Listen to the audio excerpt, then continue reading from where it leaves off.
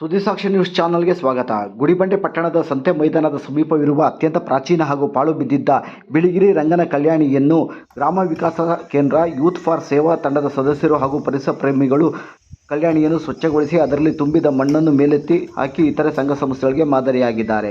ಈ ಸಂದರ್ಭದಲ್ಲಿ youth for ಸೇವಾ ತಂಡದ ಸದಸ್ಯ ಮನೋಜ್ ಮಾತನಾಡುತ್ತಾ, ಪರಿಸರ ನಾಶದಿಂದಾಗಿ ಹವಾಮಾನ ವೈಪರೀತ್ಯ ಉಂಟಾಗಿ ಮಳೆ ಇಲ್ಲದೆ ಬರಗಾಲ ಛಾಯೆ ಎಲ್ಲೆಡೆ ಆವರಿಸುತ್ತಿದೆ. ನಮ್ಮ ಪೂರ್ವಿಕರು ಈ ಹಿಂದೆ ಅಂತರ್ಜಲ ಹೆಚ್ಚಿಸುವ ಸಲುವಾಗಿ ಎಲ್ಲ ಊರುಗಳಲ್ಲೂ ಕೆರೆ ಕುಂಟೆಗಳನ್ನು, ಬಾವಿಗಳನ್ನು, ಕಲ್ಯಾಣಿಗಳನ್ನು ನಿರ್ಮಿಸುತ್ತಿದ್ದರು. ಅವುಗಳಲ್ಲಿ ಮಳೆಗಾಲದಲ್ಲಿ ನೀರು ತುಂಬಿ ಅಂತರ್ಜಲ ಹೆಚ್ಚುತ್ತಿತ್ತು. ಇದರಿಂದಾಗಿ ಬಿರುಬೇಸಿಗೆಯಲ್ಲೂ ಕೂಡ ಬಾವಿಗಳಲ್ಲಿ ನೀರು ಯಥೇಚ್ಛವಾಗಿ ದೊರೆಯುತ್ತಿತ್ತು.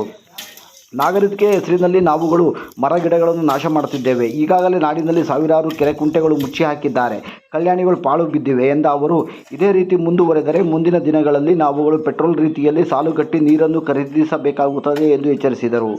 ಅವರು ಪ್ರತಿಯೊಂದು ಊರಿನಲ್ಲೂ ಇರುವ ಕಲ್ಯಾಣಿ ಕೆರೆ ಕುಂಟೆಗಳನ್ನು ಸ್ವಚ್ಛಗೊಳಿಸುವ ಕೆಲಸವನ್ನು ಸಂಘ ಸಂಸ್ಥೆಗಳು ಹಾಗೂ ಸೇವಾ ಮನೋಭಾವ ಹೊಂದಿರುವ ಯುವಕರು ಮುಂದಾಗಬೇಕೆಂದು ಕರೆ ನೀಡಿದರು. ಕಲ್ಯಾಣಿ ಸ್ವಚ್ಛತಾ ಕಾರ್ಯದಲ್ಲಿ ಜಿಕೆ ಜಗನ್ನಾಥ್, ಗುಂಪು ಮರದ Anand, Rajgopal, Ravikumar, Chiranjeevi, Ramajinappa, N Naveen, youth for Seva ಸಂಸ್ಥೆಯ ರಾಜ್ಯ ಸಂಚಾಲಕ ರಾಘವೇಂದ್ರ, ಸುರೇಶ್ ಕುಮಾರ್, ಚಂದನ್ ಕುಮಾರ್, ಧೀರಜ್, ಚಿನ್ಮಯ್, ಕುಸುಮ ಸೇರಿದಂತೆ ಇನ್ನಿತರರು ಪಾಲ್ಗೊಂಡಿದ್ದರು.